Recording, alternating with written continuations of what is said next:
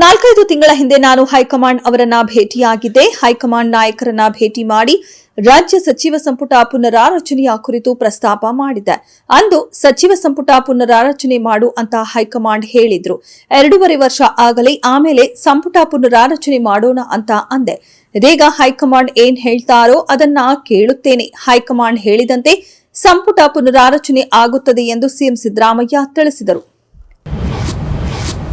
ಶಬರಿಮಲೆಯಲ್ಲಿ ರಾಷ್ಟ್ರೀಯ ದೃಷ್ಟಿಕೋನವಿರಿಸಿಕೊಂಡು ವ್ಯವಸ್ಥೆಗಳನ್ನು ಜಾರಿಗೊಳಿಸಲು ತಿರುವಿದಾಂಕೂರು ದೇವಸ್ವಂ ಮಂಡಳಿ ನಿರ್ಧರಿಸಿದೆ. ಇನ್ನು ಮುಂದೆ ಪ್ರತಿ ವರ್ಷದ ಏಪ್ರಿಲ್ನಲ್ಲಿ ಮಂಡಲ ಮಕರಜ್ಯೋತಿ ಯಾತ್ರೆಗೆ ಸಿದ್ಧತೆ ಆರಂಭವಾಗಲಿದೆ.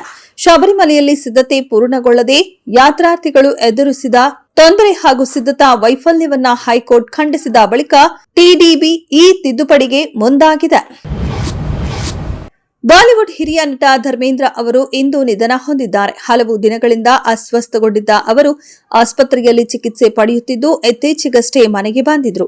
ಇಂದು ನಟ ಧರ್ಮೇಂದ್ರ ಅವರ ಆರೋಗ್ಯದಲ್ಲಿ ಏರುಪೇರು ಉಂಟಾಯಿತು. ಕೂಡಲೇ ವೈದ್ಯರು ಚಿಕಿತ್ಸೆ ನೀಡಿದಾದರೂ ಚಿಕಿತ್ಸೆಗೆ ಸ್ಪಂದಿಸದೆ ನಿಧನ ಹೊಂದಿದ್ದಾರೆ.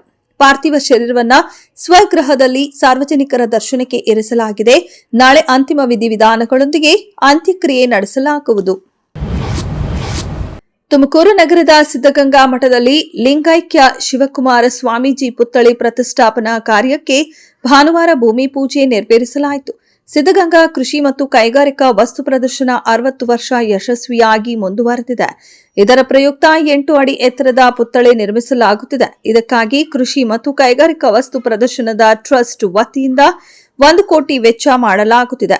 ಸಿದ್ದಗಂಗಾ ಮಠದ ಸಿದ್ದಲಿಂಗ ಸ್ವಾಮೀಜಿ ಪೂಜೆ ನೆರವೇರಿಸಿ ಮಾತನಾಡಿ, ಪುತ್ಥಳಿ ಜೊತೆಗೆ ವಿಶೇಷವಾಗಿ ಉದ್ಯಾನವನ ನಿರ್ಮಿಸಲಾಗುತ್ತದೆ.